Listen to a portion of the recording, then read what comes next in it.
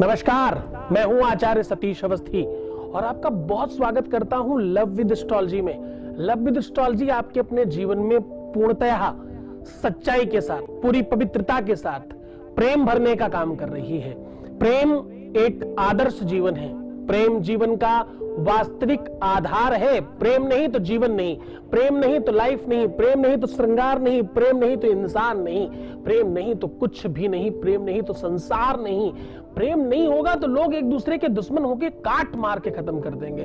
प्रेम है तो भगवान है, प्रेम है तो इंसान है, प्रेम है तो जीवन है। तो चलो आज इस प्रेम डगर में यात्रा को और सुगम बनाने की ओर आगे बढ़ चलते हैं। प्रेम पाने के लिए आपको अपने जीवन में धर्म, अध्यात्म, स्पिरिचुअलिटी ये सब रखना पड़ेगा अगर आप अपने प्रेम में समर्थवान होना चाहते हो। अगर पूजा पाठ में आपका, जब भी आप पूजा पाठ करते हो, पूजा पाठ करते समय आपको जमुहाई आती हो, ऐसा ऐसा होता हो ना, नींद आती हो, आलस आता हो और इधर उधर मन आपका भटकता हो, तो आप 100% समझ जाना कि आपके आसपास बहुत ज्यादा कुछ संकटकारी, कष्टकारी, मुसीबतकारी होने वाला है।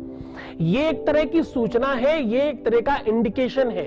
कोई भी चीज डायरेक्ट आपके सामने नहीं आती, हर चीज का एक इंडिकेशन आता है। अब थोड़ा ध्यान से समझने की कोशिश करना, लक्षण विलक्षणता के साथ आपको सोल्यूशन तक लेके चलूंगा। ये गाड़ी आज प्रेम डगर पे चलते हुए आपके घर के सुख समृद्धि तक पहुंचेगी।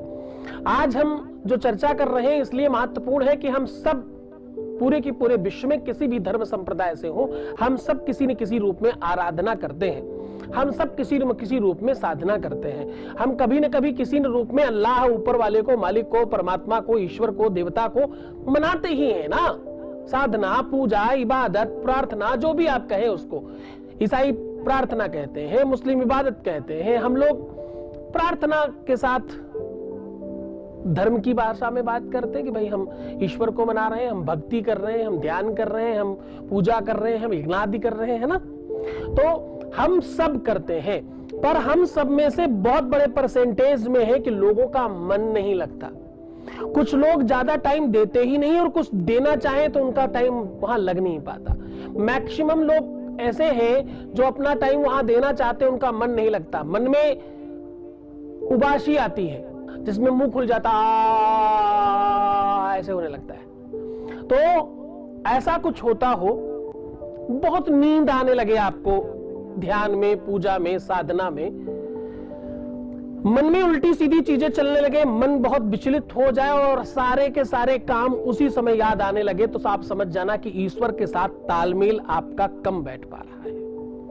ईश्वर के साथ आपकी तल्लीनता थोड़ी कम हो पा रही है और ये मुसीबतों का संकट है। ये शायद संकटों का आगाज है और उसकी शुरुआत है। क्या है, एक कहावत है, एक सिस्टम है, कहते हैं कि धर्म के प्रति आपका मन तब कम लगता है जब आपके ऊपर मुसीबतों का अंबार आने वाला होता है। पाप और पुण्य दो चीजें हैं, एक बुरी चीज और एक अच्छी चीज। जब आपका अच्छी चीज में मन नहीं लगेगा तो बुरी चीजों में लगेगा। जब आपका मन बुरी चीजों में ज्यादा लगेगा तो मन को बुरी चीजों की सच्चाई पता चलती है, उसे लगता है यही सच है। मन एक तरह से बहुत छोटा बच्चा है, उसे आप जो भी चीज बार बार देते हो उसको वो सत्य मान लेता है। मैं आपको ज्योतिषी आधार पर ये क्यों बता रहा हूं, उसका बड़ा कारण है कि हम जब भी कोई उपाय बताते हैं, जब भी कोई सोल्यूशन बताते हैं, कभी कभी होता है, चाहे वो 0.% में ही सही, कुछ लोग कहते हैं उपाय के बाद भी काम नहीं हो रहा। नीचे कमेंट में किया कि भाई 4 दिन हो गए, 10 दिन हो गए, हफ्ता भर हो गया, कुछ फायदा नहीं हो रहा है। फायदा नहीं होने का कारण यह है कि तुम जो उपाय, सोल्यूशन, पूजा पाठ, यज्ञ जो भी हम तुम्हें कह रहे हैं वो तुम कर रहे हो, अगर उसमें तुम्हारा मन नहीं लग रहा है, तुम अपना 100% दे ही नहीं पा रहे। मुसीबतों का आगाज है ये, मुसीबतों की पहचान है ये, संकटों का क्षण है ये। इसमें थोड़ा समझदारी से काम लेना। मन छोटा बच्चा होता है, उसको जो भी चीज आप बार बार देते हैं उसको उसी चीज का अभ्यास हो जाता है। आप दिन भर उसको अश्लील फिल्में, बुरी चीजें, खराब चीजें, इधर उधर की बातें, न्यूज, निगेटिविटी और क्राइम पेट्रोल, सावधान इंडिया, पता नहीं क्या क्या क्या क्या क्या क्या दिखा दिखा के मन को भ्रमित कर रहे हो। और फिर आपको लगता है कि 24 घंटे में 22 घंटे, 23 घंटे, 23.5 घंटे आप ये सब कुछ करें और आधे घंटे में मन अचानक संत बन जाए, ये कैसे पॉसिबल है? तो पहला तो ये बड़ा कारण है। दूसरा कारण यह है कि जब आपके शरीर में 7 चक्र हैं, आपको पता है 7 चक्र होते हैं, 7 रंग होते हैं, 7 दिन होते हैं, 7 जन्म होते हैं, 7 लोक होते हैं। जैसे ये पृथ्वी लोक है, आसमान लोक है, देवलोक है, शिवलोक है, ऐसे 7 लोक होते हैं। अतल, वितल, सुतल, तलातल, रसातल, महातल, पाताल लोक, ये 7 लोक होते हैं। तो ऐसे ही ये समझने की कोशिश करना, वो जो 7 का संख्या है, ये जो 7 है, 7 ही ग्रह होते हैं प्रमुख तौर पे। आप बोलोगे 9 होते हैं, नहीं जी 9 नहीं, प्रमुख 7 ग्रह होते हैं। 8वां राहु और 9वां केतु। राहु और केतु 2 एक ही हैं, जिनके 2 धड़ कर दिए गए थे, 2 बना दिए गए थे, इसलिए वो 9 हो गए। एक्चुअली 7 है। 8वां जो है राहु एक राक्षस है, जिसको देवताओं में डाल दिया गया था किसी वजह से, बहुत बार उसकी कहानी हमने आपको बताई है। 7 ग्रह, 7 दिन, 7, ये 7 की बड़ी संख्या है। अब वास्तविकता में ये सारी की सारी बातें घूम घूम के हम करने के बजाय सीधा आपको बताते हैं, आपका मन विचलित रहता है। आप जाने अनजाने बुरी चीजों में बहुत जल्दी प्रवेश कर जाते हो, बुरी चीजों के प्रति आप आसक्त होते हो, बुरे लोग आपको आकर्षित करते हैं, नेगेटिव लोग आपको अपनी तरफ खींच लेते हैं। आपको ड्रिंक करना हो, आपको जुआ खेलना हो, आपको पब जाना हो, आपको कुछ भी, जितने भी अनैतिक कार्य हैं उसमें से कुछ भी करना हो, वो आपके लिए आनंददायक है। उसमें आपको कोशिश नहीं करनी, उसमें आपको प्रयास नहीं करना, क्योंकि पाप जो है वो सुखदायक होता है त्वरित रूप में अभी, लेकिन पुण्य सुखदायक होता है बाद में। 2 तरीके के सुख होते हैं, एक पहला और एक अंत। अंत भला तो सब भला, इसलिए सुख वो वाला ज्यादा अच्छा होता है जो लंबा खींचे। शुरुआत में थोड़ा अच्छा लगा और बाद में बहुत लंबे समय तक बुरा रहा, वो बुरा है, ये पाप कर्म वाला सुख है। तो आपका मैक्सिमम टाइम उस टाइम पर जाता है, क्योंकि आप पृथ्वी लोक में रहते हो, तो आप दिन भर दिन रात बहुत सारी चीजें करते हो, आपका मन वहां लगा रहता है। फिर अचानक आप भगवान के सामने पहुंच के ऐसा लगता है कि आप संत बन गए। तो मन को तो अभ्यास है, तो वो यहां वहां भागेगा ही भागेगा। और फिर आपका मूलाधार चक्र एक कमर के ठीक नीचे साइड में होता है, जिसको पहला चक्र है मूलाधार। निप में जाकर के सर्च करके चेक कर सकते हो मूलाधार कहां पे होता है। मूलाधार एक ऐसा चक्र है जिसमें सबसे ज्यादा नेगेटिविटी भरी होती है। ये चक्र अच्छे अच्छे संतों का, अच्छे अच्छे ज्ञानियों का भी खुल नहीं पाता। ये चक्र खुल गया तो समझ लो आप पर ब्रह्म परमात्मा को पा गए, आप सीधा साक्षात्कार आपका होने लग गया ईश्वर के साथ, वहां संवाद स्थापित होने लग गया, ऐसा समझ जाइए। मूलाधार चक्र बहुत सारी एक्सपेक्टेशंस, बहुत सारी इच्छाएं, बहुत सारी जो आपकी अपनी मन की गतियां हैं, उन सबको समेट कर बैठा है। जब आप पूजा करने बैठते हो तो मैक्सिमम लोग आसन नहीं लेते। आसन अगर रेड कलर का आप लेकर के बैठे तो हो सकता है कि इस चीज के प्रति तुम्हारी आसक्ति थोड़ी कम हो जाए, बुरी तरफ मन थोड़ा कम जाए, क्योंकि लाल कलर मूलाधार को आकर्षित करता है और उस टाइम पर आप अपने पूजा में मन लगा सकते हैं। नींद इसलिए ज्यादा आती है, नींद कहीं ना कहीं आपकी दरिद्रता की और निगेटिविटी की सूचक है। निद्रा देवी जो है वो कुंभकर्ण की पत्नी है। ध्यान से समझना, बड़ी गूढ़ रहस्य की बात कर रहा हूं। हो सकता है कि तुम्हें कम समझ में आए, लेकिन ये तुम्हारे जीवन का सबसे मूल्यवान क्षण होगा, क्योंकि अगर ये तुम सीख गए आज जो मैं सिखाने वाला हूं, तो तुम्हारी लाइफ में, तुम्हारे रिलेशनशिप लाइफ में, तुम्हारी पारिवारिक लाइफ में कहीं पर कोई समस्या नहीं आएगी। आज के आज तुम अपने आप में बहुत होनहार और बेहतरीन हो जाओगे। निद्रा देवी नाम है कुंभकर्ण की धर्म पत्नी जी का। कुंभकर्ण इसलिए परमानेंट सोते रहते थे, और जब कुंभकर्ण का वध किया भगवान राम ने, तो निद्रा देवी ने कहा भगवान मैं आपसे बदला जरूर लूंगी। कैसे? बोले मैं बदला इस तरह से लूंगी कि जो भी धर्म करने लोग बैठेंगे मैं उनके सर पे जाके बैठ जाऊंगी। तो भगवान ने कहा मैं उसके लिए एक सॉल्यूशन दे दूंगा लोगों को। निद्रा ने कहा क्या? बोले मैं बीच बीच में जब भी पूजा पाठ करना है तो मैं उनको बोलूंगा नमः शब्दम जय शब्दम शंख शब्दम चकारेत, बार बार ओम नमः शिवाय बोले, जयकार का उद्घोष करें, घंटी बजाते रहे, शंखनाद करते रहे। ऐसा बारंबार करने से आपका मन एकाग्र होकर भगवत चरणों में लग जाया करता है। अब इधर उधर के विचार आना, निद्रा लगना या मन में सिर्फ और सिर्फ फालतू की बातें आना।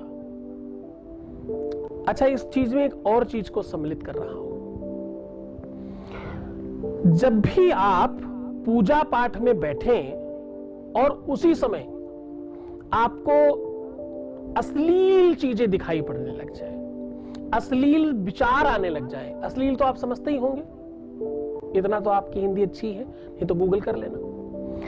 अश्लील विचार आने लग जाएं, अश्लील पिक्चरें दिखने लग जाएं, अश्लील दृश्य दिखने लग जाएं या अश्लीलता आपके अपने मन मस्तिष्क पर छाने लग जाए, तो समझ जाना तुम्हारे ऊपर कुछ ब्लैक मैजिक, काला जादू और बुरी चीजें की गई हैं। आसपास तुम्हारे कुछ ऐसी चीजें हैं जो तुम्हें पूजा में रहने ही नहीं देना चाहती, क्योंकि अगर तुम विशुद्ध नहीं रहे तो तुम्हारी पूजा सक्षम नहीं होगी और सबल नहीं होगी और सफल नहीं होगी।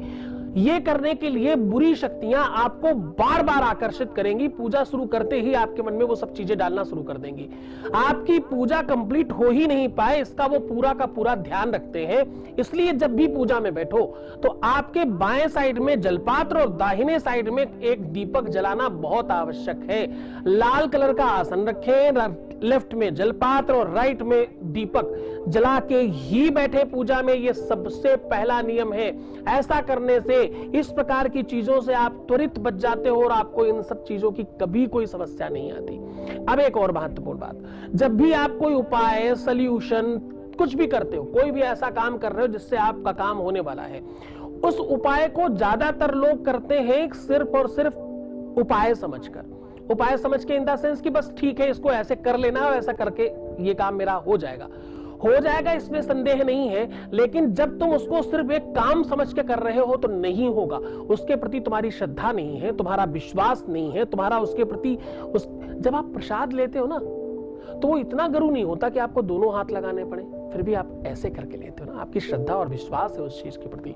प्रसाद को आपने बचपन से, जन्मों से ऐसा सुना है कि उसको बड़ी श्रद्धा से लेना चाहिए, उसका आदर सम्मान है। ये इतना सा मिलता है, हाथ से ही पकड़ सकते हैं, पर ऐसे ही करके लेते हैं। तो जब तक तुम्हारे उपाय के प्रति तुम्हारी श्रद्धा और तुम्हारा विश्वास नहीं होगा, तब तक कुछ काम नहीं होगा। शास्त्र कहता है कि भगवान नाम की जो चिड़िया है ना, वो एक्चुअली तुम्हारे अंदर है, वो भी श्रद्धा के रूप में। तुम्हारी श्रद्धा और तुम्हारा विश्वास है जो पत्थर को भगवान बना देती है। हम वो हिंदुस्तानी हैं, हम वो लोग हैं, हम वो परंपरा के लोग हैं, हम वो वैदिक सनातनी पद्धति से आते हैं जहां पर हमने अपने विश्वास से पत्थर को भगवान बना दिया। पत्थर में भगवान था नहीं, ये हमारा विश्वास है कि हमने उसमें बना दिया और उससे हम अपने काम करवा लेते हैं। ये हमारे ऊपर है। हाँ जी, तो जो विश्वास है ये मैं नहीं कहता, पंचम वेद है, रामायण, उसमें भी लिखा है, भवानी शंकरो बंदे। आज का एपिसोड हो सकता है तुम्हें थोड़ा कम समझ आए, पर अगर समझ गए तो तुम्हारे सारे पहले के एपिसोड्स सफल हो जाएंगे, ये ध्यान रखना। भवानी शंकरो बंदे श्रद्धा विश्वास रूपिणो याभ्याम बिना न पश्यन्ति श्रद्धा शांतस्त्वमीश्वरम्। भाई भवानी शंकर कुछ और नहीं, वो श्रद्धा और विश्वास है। जिसके अंदर श्रद्धा विश्वास पनप रहा है उसके अंदर भगवान शिव और पार्वती है। अब तुम कहोगे मैं तो बड़ा श्रद्धालु हूं जी, मैं तो टीका चंदन लगा के बैठता हूं, मैं तो बहुत मान्यता वाला इंसान हूं, मैं तो आपके प्रति बड़ी श्रद्धा रखता हूं। अब मेरे प्रति श्रद्धा वाली बात एक समझो, अभी मैंने कुछ दिन पहले एक लाइव में अपना एक डेमो व्हाट्सएप नंबर दिया कि भाई इस पर वही लोग कॉल करें जो बहुत ज्यादा इंपॉर्टेंट जिनका काम हो और जो एट एनी कॉस्ट अपना प्यार वापस पाना चाहते हो। हुआ यूं कि मेरे पास तकरीबन 2,500-3 हजार एसएमएस और व्हाट्सएप आ गए। अब उस 2,500-3 हजार व्हाट्सएप को चेक करने के लिए मुझे बहुत सारा समय भी लगा, बड़ी रिसर्च लगी। उनमें से मैंने देखा कि एक बड़ी संख्या में लोग सिर्फ ये जानना चाहते हैं कि प्यार मेरा ठीक है या नहीं। अच्छा नहीं ठीक होगा तो बोले छोड़ देंगे। क्या ये प्यार था? मुझे तो नहीं लगता। बोले आपके प्रति बड़ी श्रद्धा है और अपना फोटो भेजा और भेजते ही डिलीट मार दिया। ये तगड़ा विश्वास है। मतलब आपको जिस जगह पर आपकी इतनी श्रद्धा और इतना विश्वास, जिसको आप भगवान तुल्य मान रहे हो, जब मान रहे हो, जिसके पास आप अपना सब कुछ लेने गए हो, उसके प्रति इतनी श्रद्धा तक, इतना विश्वास तक नहीं कि आपका फोटो सुरक्षित होगा। वहां आपका व्हाट्सएप पे है, आप डीपी लगा के रख सकते हो, वहां आपको विश्वास है। आप फेसबुक पे अपनी बहुत सारी फोटोएं पब्लिकली डाल सकते हो, वहां आपको विश्वास है। पर जहां आप अपनी लाइफ को ठीक कराने आए हो, वहां आपको विश्वास नहीं है। तो साहब ये वाला विश्वास मत रखना अपने अंदर। विश्वास अडिग होना चाहिए। विश्वास वो पहाड़ है, वो पर्वत है जो अडिग रहता है ना। तो पूजा पाठ में अगर आपका मन नहीं लग रहा, तो उसमें हो सकता है तुम्हारी श्रद्धा और विश्वास की कमी हो। श्रद्धा विश्वास से करना, जबरदस्ती मत करना कि बस करना है, ये मुसीबत है, ये तकलीफ है इसलिए कर रहे हैं। ये तकलीफ है इसलिए नहीं कर रहे हैं, हमारा ये धर्म है इसलिए हम कर रहे हैं, इससे मेरा काम हो जाएगा। बात सेम है, फल सेम है, भावनाएं अंतर है ना। हम अपने माँ बाप को बूढ़ा समझ के दया करके भोजन दें, या पूरी श्रद्धा से दें कि मेरे माँ बाप है, इनको भोजन कराना है। हा? मैंने देखा लोग दान करने जाते हैं, वहां सेल्फी खींचते हैं। आप यकीन मानो मेरे पास एक सेल्फी नहीं है आज तक, कभी नहीं खींचा मैंने कुछ भी करते हुए। और मुझे कहते हैं फोटोज हैं आपके पास, कहता हूं नहीं है। मैं कैमरा मैन ही नहीं रखता, मेरे अपने मोबाइल में एक भी फोटो मेरी अपनी नहीं है, खींचता ही नहीं हूं। दान करने में भी फोटो खींचोगे साहब? अरे क्या करते हो आप? दान तो दाहिना हाथ दे तो बाएं को पता ना चले, और तुम पूरे जहान में स्टेटस में डाल के रखते हो आज मैंने दान दिया। गरीब का मजाक उड़ा रहे हो। हाँ? दान की मान्यता है, अपात्र दीयते दानम तद्दानम दान संप्रतम। कहते अपात्र को दान नहीं, सुपात्र को दान दीजिए, और दान देते समय दाहिने हाथ अगर दे रहा हो तो बाएं को पता न चले क्या दिया जा रहा है। और दान हमेशा इतना मत दो जितना वो सामर्थ्यवान हो, दान हमेशा वो दो जितने तुम सामर्थ्यवान हो, तब दान तुम्हारा फलीभूत होगा। तुम गाय को रोटी खिलाने जाते हो, गाय का शरीर और तुम्हारा, मतलब तुम अपनी रोटी से भी छोटी रोटी गाय के लिए बनाते हो, ये धर्म है तुम्हारा। अरे भैया अपने बराबर की तो कर लो कम से कम, चाहिए तो उसकी उससे भी बड़ी। उसका शरीर और तुम्हारे शरीर में कोई अंतर ही नहीं है। शर्म भी नहीं है आज तक आपको? क्या करने जा रहे हो? एक रोटी लेकर के पहुंच गए और पैर छू करके तुमको कोई आदमी एक निवाला खिलाए 24 घंटे में, और फिर पैर छूकर बोले मुझे मेरे पे कृपा करना, मेरे सारे ग्रह नक्षत्र अच्छे कर देना, तुम्हें थप्पड़ मारने का मन करेगा या कुछ करने का मन करेगा? आज हम तुम्हें इसलिए इन सब चीजों को बता रहे हैं कि ये छोटी छोटी चीजें तुम्हारे अपने पूजा पाठ से संबंधित हैं। इन्हीं सब चक्करों में तुम्हारा पाप बढ़ता है, पुण्य घटता है, तो तुम्हें नींद आती है। तुम्हारा पाप कम होता है और पुण्य बढ़ता है, तुम्हारा मन लगता है पूजा में। पूजा में मन नहीं लगना, नींद आना, उबासी आना, मन विचलित होना, इधर उधर के दिमाग में चीजें आना, गलत विचार आना, गलत मूड बनना, ये सारी की सारी चीजें तब होती हैं जब तुम्हारा पाप बढ़ता है।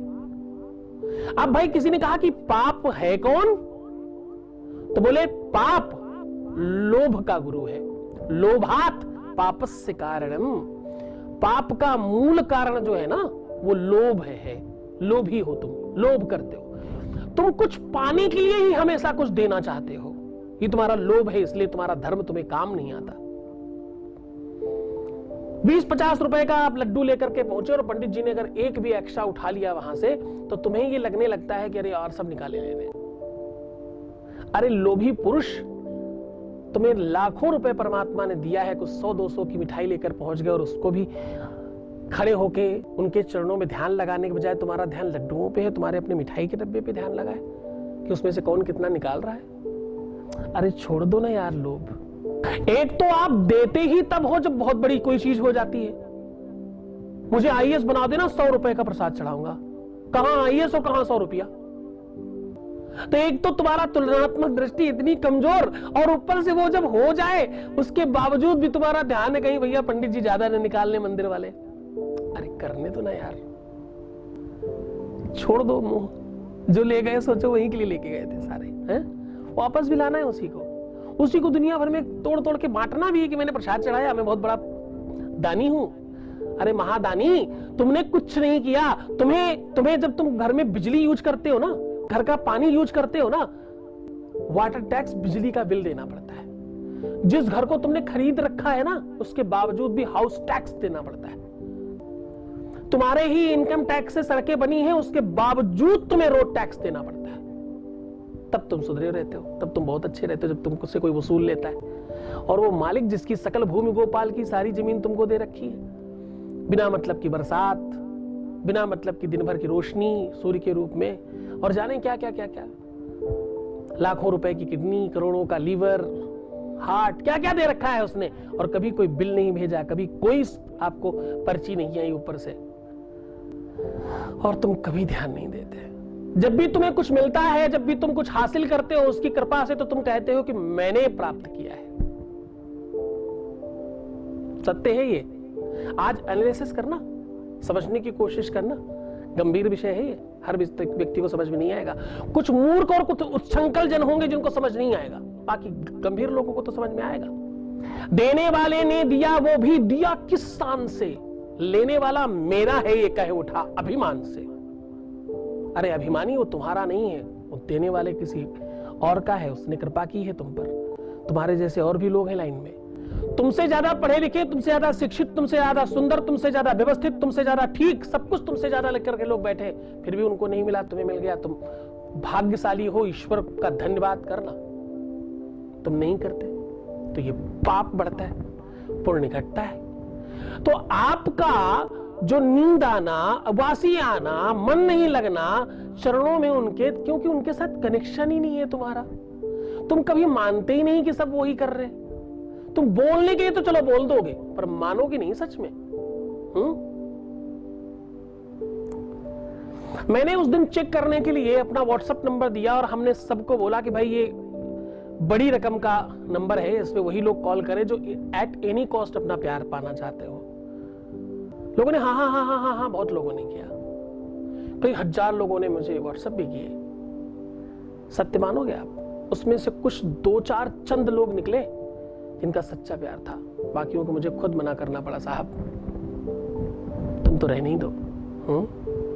कोई कहता जी मुझे इसको अपने वश में कर दो, मुझे शादी नहीं करना, बस ऐसे ही। कोई तो कुछ, कोई पता ही नहीं कि आप सोच नहीं सकते लोग क्या क्या बोल रहे हैं। अपनी ही मौसी की लड़की को अपने वश में करना चाहते, शादी नहीं करना चाहते,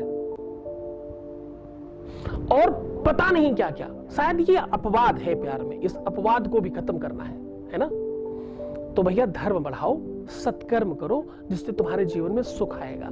सत्कर्म करने से तुम्हारा उबासी नहीं लगेगी। वैसे तो 7 चक्रों को हेल करो, गूगल लुबान चलाओ, 3 के 3 नियम करने से ही तुम्हारी बहुत कुछ चीजें ठीक हो जाएंगी। पहला आसन, दूसरा जलपात्र, और तीसरा दिया जलाना। ये 3 काम जरूर करना। जब भी आप उठना तो आसन को मोड़ के उठना, ऐसे ही उठ के भाग बच जाना। जो जलपात्र आपने रखा है उसको उठा करके कहीं डालना, चाहे सूर्य रख देना, चाहे कुछ भी करना। और एक खास बात, तुलसी तुम्हारे घर इसलिए नहीं चलती ये बात फिर कभी बताऊंगा अगले वीडियो में। आपसे हम बात करेंगे कि तुलसी आपके घर में क्यों नहीं चलती, आपके कौन से पाप कर्म की वजह से तुलसी पर पड़ता है फर्क, उस पर करेंगे चर्चा। तो आज के लिए बस इतना ही। खूब खुश रहो, खूब प्रसन्न रहो, आनंदित रहो, व्यवस्थित रहो। और भाई तुम्हारे प्यार में बढ़ोतरी हो रही है, तुम्हारे जीवन में खुशियां आना शुरू हो गई हैं। तुम में से बहुत सारे लोगों को मिल गया, अब तुम्हारी बारी है। नमस्कार।